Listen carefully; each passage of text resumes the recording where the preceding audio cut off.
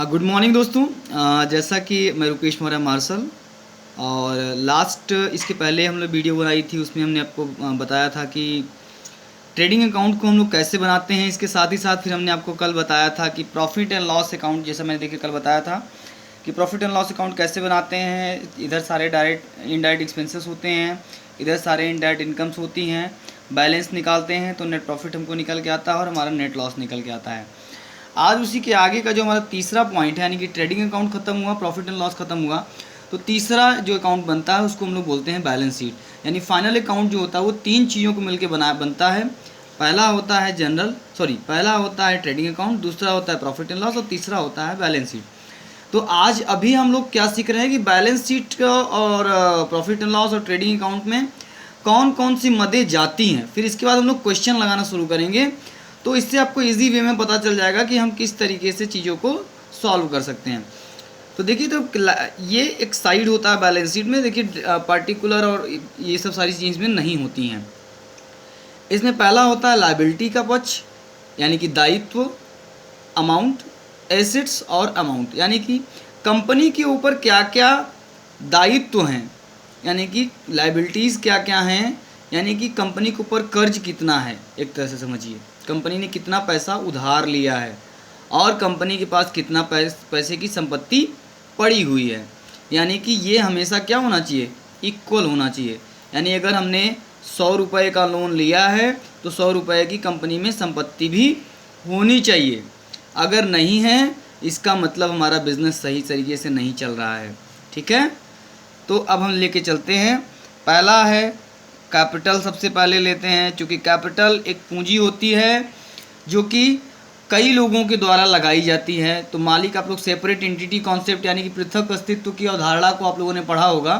तो पृथक अस्तित्व की अवधारणा में आप जानते हैं कि जो कैपिटल होता है ये कंपनी के लिए लायबिलिटी होती है, क्योंकि मालिक ने कंपनी को पैसा दिया है। कंपनी अलग व्यक्ति होती है और कंपनी का मालिक अलग व्यक्ति होता है। तो कंपनी का मालिक ने जो पैसा कंपनी में लगाया है वो क्या है, कंपनी के लिए एक तरह से लोन है, इसलिए वो लायबिलिटी में दिखाया जाता है। तो अगर कैपिटल है तो कैपिटल में फिर हम लोग क्या करते हैं कि नेट प्रॉफिट अगर हुआ है, यानी कि हमारी पूंजी बढ़ गई है, तो नेट प्रॉफिट को इसमें हम लोग जोड़ते हैं। और अगर हमारा नेट लॉस आया है प्रॉफिट और लॉस में, तो उसको हम लोग क्या करते हैं, घटाते हैं। इसके साथ ही साथ ड्राइंग आप लोग क्या होता है, आप लोग जानते होंगे कि जब कोई व्यवसाय का संपत्ति का मालिक अपने व्यक्तिगत प्रयोग के लिए व्यवसाय से कोई पैसा अथवा कोई वस्तु का आहरण करता है, उससे हम लोग क्या बोलते हैं, ड्राइंग करते हैं। यानी कि अगर 1 लाख रुपया उन्होंने दिया था, आपकी कंपनी में उधार दिया था और उसके बाद 10,000 रुपये उन्होंने निकाल लिया, तो इसका मतलब उनका कर्जा कितना बचा, अब 90,000। यानी कैपिटल में से ड्राइंग को क्या कर देंगे, माइनस कर देंगे, तो आपकी लायबिलिटी घट जाएगी। क्योंकि आपने 1 लाख रुपये मालिक से लिया था, उसको 10,000 वापस कर दिया, तो उसको कितना देना है, 90,000 ही देना है। इसके अलावा जितने भी सन्ड्री क्रेडिटर्स होते हैं, सन्ड्री क्रेडिटर्स जो होते हैं, यानी कि जो लेनदार होते हैं जिनसे हमने माल उधार खरीदा है अथवा जिनसे उधार पैसा लिया है, वो भी लायबिलिटी होती है, उनको चूँकि हमें चुकाना है, तो वो इधर साइड में आपके आ जाते हैं। इसके अलावा बैंक के जो लोन होते हैं वो भी आपके लायबिलिटी में आ जाते हैं। बैंक में जो ओडी होती है, ओवरड्राफ्ट, वो भी आपकी इसमें आ जाती है। इसके अलावा आउटस्टैंडिंग एक्सपेंसेस के बारे में आप लोग जानते होंगे, नहीं जानते हैं तो बता देता हूँ। ऐसे खर्चे जो हमारी कंपनी द्वारा कर तो दिए जाते हैं मगर उनका भुगतान अभी तक नहीं किया गया रहता है, तो उसको हम लोग क्या बोलते हैं, आउटस्टैंडिंग, जो वो भी हमको देना है। जैसे कोई व्यक्ति आपकी कंपनी में काम कर रहा है, तो महीने भर तो उसने काम कर लिया है, अब उसके बाद क्या हुआ कि महीने भर काम करने के बाद अभी उसकी तनख्वाह तो दी नहीं गई है, यानी काम हमने करा लिया है बट पैसा अभी हमारा जुलाई में हमने काम करा था, अगस्त का महीना आ गया, तो ऐसी स्थिति में क्या होता है कि अगस्त के महीने में वो जो जुलाई की सैलरी वो क्या हो जाएगी, आउटस्टैंडिंग है, यानी कि हमारे पास वो क्या है, लायबिलिटी है। ठीक है, तो वो सारी चीज़ें हमारी इधर आ जाती हैं।